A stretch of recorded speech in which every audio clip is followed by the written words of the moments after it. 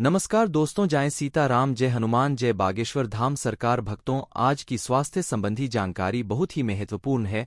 भक्तों, शरीर के इन 4 अंगों में यह तेल लगाइए, आपका शरीर स्वतः अपनी सारी बीमारियों को नष्ट कर देगा, यानी कि वह खुद ठीक कर लेगा। तो वह 4 अंग कौन कौन से हैं और हमें कौन से तेल लगाने हैं, आज हम इसी विषय में चर्चा करने वाले हैं। इसलिए भक्तों, अपने स्वास्थ्य के लिए आज इस वीडियो पूरा देखिएगा और बजरंगबली के सच्चे भक्त कमेंट में जय जय बजरंगबली अवश्य लिख देंगे और वीडियो को लाइक अवश्य कर दें, ताकि बजरंगबली का आशीर्वाद आपके ऊपर और हमारे ऊपर सदा बना रहे। और भक्तों, आप हमारे चैनल पर नए दर्शक बनकर आए हो तो चैनल को सब्सक्राइब जरूर कर लेने। आज के उपदेश को सुनकर आप अपने जीवन को सफल जीवन बना सकते हैं। और भक्तों, इस जानकारी से पहले चलिए सुनते हैं आचार्य गुरु का एक उपदेश। एक दिन एक राजा आचार्य गुरु के पास आया है। आचार्य गुरु के आश्रम में बहुत भीड़ थी। तब राजा ने आचार्य गुरु से अनुरोध किया कि वह एकांत में कुछ आचार्य गुरु से कहना चाहते हैं। तब आचार्य गुरु बोले, सर्वत्र एकांत है।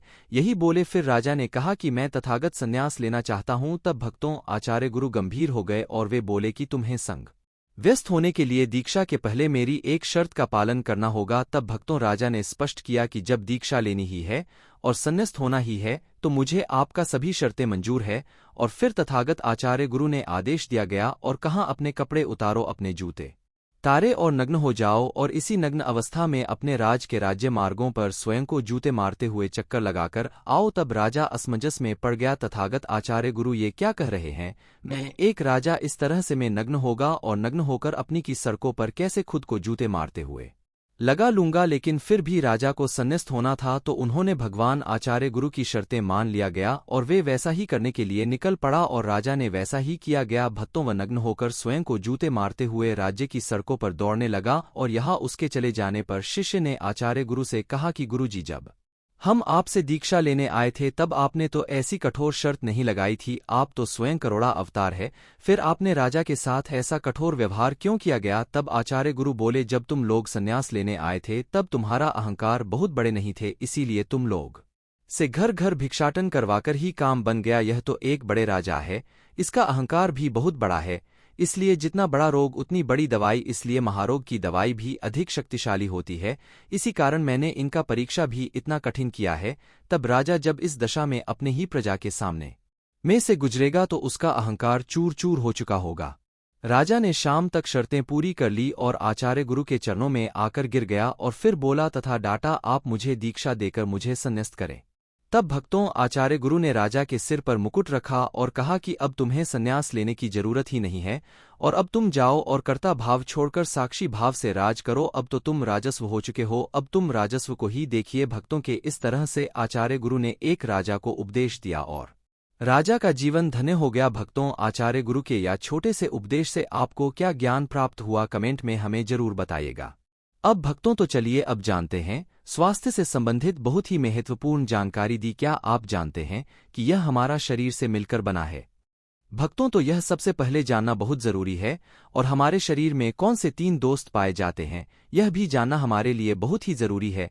भक्तों, आपको बता दें कि हमारा शरीर 5 तत्वों से बना है और हमारा शरीर में 3 दोस्त पाए जाते हैं, वात दोष, पित्त दोष और कफ दोष। हमें इन दोषों को जानना बहुत ही जरूरी है, क्योंकि हर एक बीमारी का कारण होता है, क्योंकि हर एक बीमारी का यही 3 दोष है, इसीलिए जानना जरूरी होता है। तो आपका शरीर का सबसे महत्वपूर्ण दोष यह 3 दोष है, पित्त त्रिदोष, वात दोष और का दोष। अगर भक्तों आपके शरीर का वात दोष गड़बड़ हो गया तो 40 इससे 50% बीमारी होगी। अगर आपके शरीर का पित्त दोष गड़बड़ हो गया तो आपके शरीर में 15 से 20% बीमारियां होती है। और यदि आपके शरीर का दोष गड़बड़ हो गया तो 5 से 10% बीमारी होती है। अब भक्तों, आपको यह भी बता दें कि इस दिनों प्रवृत्ति हमारे शरीर में कब से कब तक रहती है। जब हम जन्म से बाल्य अवस्था में रहते हैं, यानी जब हमारा जन्म होता है और 14 साल की उम्र तक हमारे शरीर में कफ का प्रवृत्ति ज्यादा होती है। इस समय काफी ज्यादा बनता है, यह प्रकृति की देन है दोस्तों। काफी इसलिए बनता है क्योंकि हमारा शरीर ग्रो करता है, इसलिए का बनना जरूरी है क्योंकि यह हमारे शरीर के बहुत ही महत्वपूर्ण अंग है। बस हमें यह ध्यान देना है, हम अपने बच्चों को ऐसी कोई चीज नहीं देना है जिससे उनका काफी और बढ़ जाए, क्योंकि बच्चे उस समय कुछ नहीं जानते। पेरेंट्स को जागरूक होना बहुत ही जरूरी है। भक्तों, बस हमें अपने बच्चे को कुछ भी ऐसी चीज नहीं देना है जिससे उसका का और बढ़ जाएं बनाने वाली चीजें हमें उन्हें नहीं खिलाना है। नहीं तो भक्तों क्या होगा, कम से संबंधित जो 5 से 10% बीमारी है जैसे टीवी, दमा, अस्थमा, सारी बीमारियां इसकी वजह से होती है। इसलिए भक्तों सभी माता पिता को की ध्यान देना होगा। उसके बाद हम आते हैं बाल्यावस्था से युवा अवस्था में। युवा अवस्था की आयु कितनी होती है? जब हम 15 साल से 50 साल के बीच में होते हैं, इस समय हमारा शरीर युवा अवस्था में होता है। दोस्तों इस समय हमारे शरीर में पित्त प्रवृत्ति सबसे ज्यादा होता है, सबसे ज्यादा पित्त बनता है। इसलिए हमें यह ध्यान देना होगा कि हम दोस्तों ऐसी कोई भी चीज न खाएं जिससे हमारा पित्त दोष बढ़ जाए। अगर हमारे शरीर में पित्त दोष बढ़ जाएगा तो हमारे शरीर में 15 से 20% बीमारियां होती हैं। इसके बाद हमारा आता है वृद्धा अवस्था। 7 साल की उम्र हमारा वृद्धावस्था होता है। इस समय हमारे शरीर में वात दोष बढ़ता है और वात दोष से संबंधित 60 से 70% बीमारियां हमारे शरीर में होती है। तो दोस्तों आपको ऐसी कोई चीज नहीं खाना है जिससे वात दोष बढ़े। तो दोस्तों यह आप समझ गए कि आपके शरीर में 3 दोष का क्या काम करते हैं। इसलिए इन 3 दोषों से संबंधित जो भी जानकारी जहां से भी उपलब्ध हो एकत्र करें और उसे अपने जीवन में लागू करें। और हमेशा इस बात का ध्यान रखें कि इन 3 दोष में क्या खाना चाहिए और क्या नहीं खाना चाहिए। इस दोष को बढ़ाने वाली चीजें कभी न खाएं। अब आप इन तीनों दोषों के बारे में जान गए हैं तो आप जान लें कि आपका शरीर 5 तत्वों से कैसे बना है। भक्तों आपका शरीर 5 तत्वों से बना है और इन 5 तत्वों में प्रोटीन, विटामिन सारे तत्व होते हैं। अब इस 5 तत्वों में और 3 दोस्तों में जो भी कमी आती है तभी आपका शरीर बीमार होता है, अन्यथा आपका शरीर बीमार कभी नहीं होता था। अब आप समझ गए आपका शरीर बीमार होने का क्या कारण है। जैसे कि भक्तों कुछ लोग रहते हैं भगवान ने हमें यह कष्ट दे दिया, भगवान ने हमें यह बीमारी दे दिया और अपने बीमार होने का दोष भगवान को देते हैं। हमें गैस्ट्रिक अल्सर हो गया, हमें थायराइड, ब्लड प्रेशर, शुगर हो गया, हमें पत्थरी हो गई, हमें डायबिटीज हो गई, हमें यह हो गया, हमें वह हो गया। भजन रगड़ाई ना हो या न आने के नियमों का पालन करने के लिए कहती है पानी पीने के नियमों का पालन करें। आप इस प्रकृति का नियम पालन करें, नहीं तो आप क्यों नहीं कर रहे हैं जबकि हमारा शरीर उसी तत्वों से बना है। भक्तों तो आपका और हमारा शरीर प्राकृतिक तत्वों से ही तो बना है। हमारा शरीर भी पानी से ही तो बना है, खाने से ही तो बना है, पोषक तत्वों से ही तो बना है। ये सारे नियमों का आपको पालन करना होगा। अब जब यह हमारा पित्त दोष कह रहा है कि यह चीज नहीं खानी चाहिए, इससे यह पित्त और बढ़ेगा, तो आप उसे क्यों खाते हैं? आप पिज्जा, बर्गर, सैंडविच, नूडल आप क्यों खाते हैं? चाहे क्यों पीते हैं? चीनी आप क्यों खाते हैं? मैदा आप क्यों खाते हैं? जंक फूड आप क्यों कहते हैं? दोस्तों जब आप ये सारी चीजें खा रहे हैं तो आपके पेट में एसिडिटी बनेगा, आपका पाचन तंत्र बीमार पड़ेगा। तो जब आपका पाचन तंत्र बीमार होगा तो अनेक बीमारियां आपको आएगी। यह तो आप खुद को रहे होना ब्रह्मांड नहीं दे रहा है, भगवान नहीं कर रहा है, हैं हम आप इसे खुद जाने अनजाने में कर रहे हैं। हम अपने मन को, अपनी जीवा को कंट्रोल नहीं कर पा रहे हैं। तो भक्तों ये सारी चीजें आप छोड़ दीजिए। अब भक्तों बात करते हैं कि हमें अपने शरीर पर कौन सा तेल लगाना चाहिए, कहाँ पर लगाना चाहिए, इस बारे में जानते हैं। आप समझ गए आपके शरीर का निर्माण कैसे होता है। इसे सुरक्षित रखना आपके हाथ में है, इसकी सुरक्षा आप खुद कीजिए।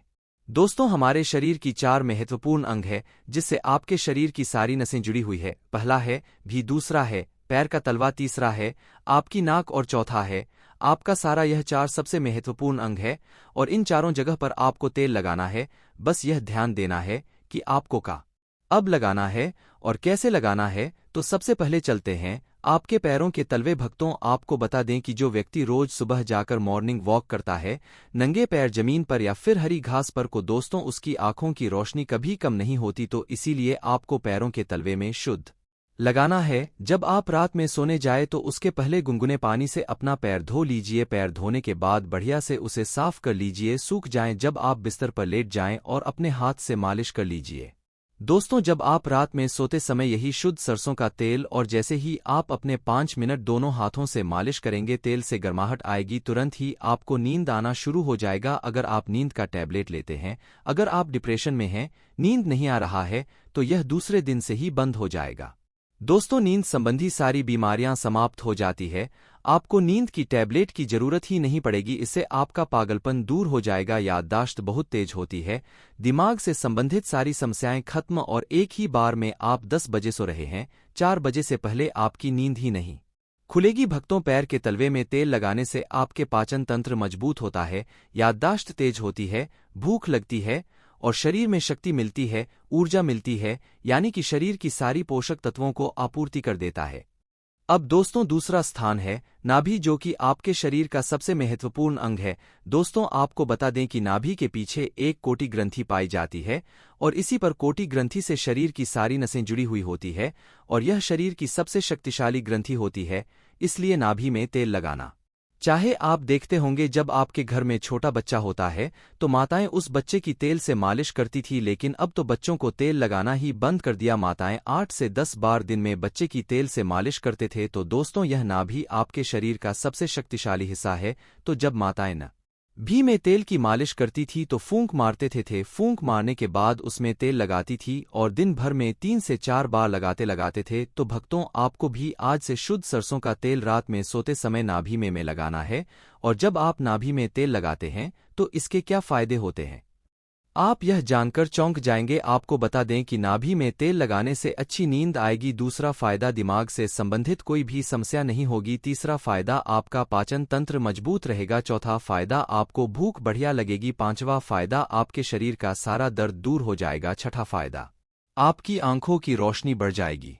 यानी कि नाभि में तेल लगाना शरीर के हर एक अंग के लिए फायदेमंद है। तो दोस्तों अगला है नाक, कान और आंख। तो दोस्तों आपको नाक में क्या करना है, अगर आपको गाय का शुद्ध देसी घी मिल जाए तो घी की एक बूंद नाक में और एक दूसरे नाक में दोनों नाक में एक बूंद डालनी है। भक्तों आप रोजाना दोनों नाक में एक एक बूंद डालें। इसके इतने फायदे हैं, मैं यहाँ गिनाते था जाऊंगा। इससे क्या होगा कि आपका पागलपन दूर हो जाएगा। अगर किसी को पागलपन है, अगर पागलपन का इलाज चल रहा है तो 3 से 4 महीने के अंदर पागलपन की दवा बंद हो जाएगी। दोस्तों अगर आपके कान के पर्दे में छेद है तो बिना ऑपरेशन बिना दवाई के ठीक हो जाएगा। और अगर आपको नींद की समस्या है, नींद की समस्या दूर हो जाएगी। आपकी याददाश्त कमजोर है, याददाश्त आपकी तेज हो जाएगी। यदि दोस्तों आपके शरीर में कमजोरी है, शरीर की कमजोरी दूर हो जाएगी और को आपके जीवन में कभी जुकाम, सर्दी और नाक से संबंधित जितनी भी बीमारी है वह आपको नहीं होगा। अब दोस्तों एक अंग और है जहां से आपका शरीर, आपका पूरा दिमाग जुड़ा हुआ है, वो है आपका सारा। दोस्तों अभी गर्मी का सीजन है तो आप स्नान करते होंगे। जब स्नान करके निकले, स्नान करने के बाद आपके बालों का पानी सूख जाए तो आपको अपने सिर में शुद्ध सरसों का तेल लगाना है। जैसे ही आप अपने सिर में सरसों का तेल लगाकर सिर की मालिश करेंगे तो आपको 10 मिनट बाद नींद आना शुरू हो जाएगा। दोस्तों आपको बता दें कि सिर में सोते समय तेल लगाने से कई सारे फायदे हैं, जैसे आपका जो बाल पक रहा होगा वह भी रुक जाएगा। आपके बाल झड़ने की समस्या हमेशा के लिए समाप्त हो जाएगी। आपको नींद बढ़िया आएगी, दिमाग की याददाश्त पावरफुल होगी, शरीर की शक्ति बढ़ेगी, शरीर की कमजोरी दूर हो जाएगी। यानी कि दोस्तों तो शरीर की सारी शक्तियां आपको मिलेंगी। तो दोस्तों आज से अभी से आप इन 4 जगहों पर पेड़ लगाना शुरू कर दीजिए। तो दोस्तों उम्मीद करता हूं आपको इस आयुर्वेदिक ज्ञान से बहुत कुछ सीखने को मिला होगा। यह आयुर्वेदिक ज्ञान आपको कैसा लगा, हमें कमेंट बॉक्स में कमेंट करके जरूर बताएं और इस वीडियो को लाइक भी जरूर करें और साथ ही इस वीडियो को अपने दोस्तों के साथ जरूर शेयर करें ताकि उन्हें भी इस आयुर्वेदिक शास्त्र की वीडियो से कुछ सीखने को मिल सके। धन्यवाद।